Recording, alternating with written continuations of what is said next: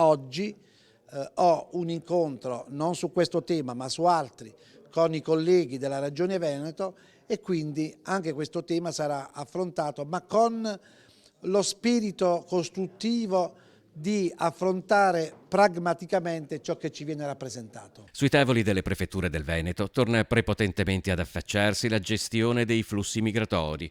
Arrivato in Laguna da pochi giorni, Michele Di Bari, che in quanto prefetto di Venezia coordina tutte le prefetture della regione, deve confrontarsi con quella che si profila come una nuova emergenza.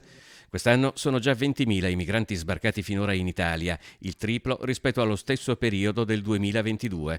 Anzi, tra il 9 e l'11 marzo è sbarcato quasi lo stesso numero di persone dei primi 2 mesi dell'anno scorso. Noi abbiamo una presenza in Regione Veneto significativa, però i bandi che sono stati pubblicati in tutta la regione e le risposte che abbiamo avuto al momento ci danno contezza e certezza che la situazione è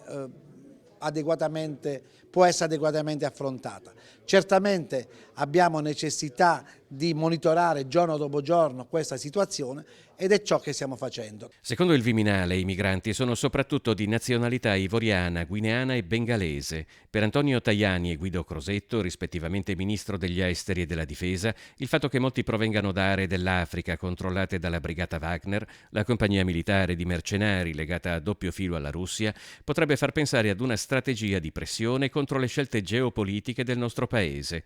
In Veneto si riaffaccia l'ipotesi di grossi hub come la caserma Serena di Treviso. È un tema non ancora affrontato, è un tema che è previsto, però è un tema che al momento dobbiamo fare tutte le verifiche possibili e poi semmai ne riparleremo.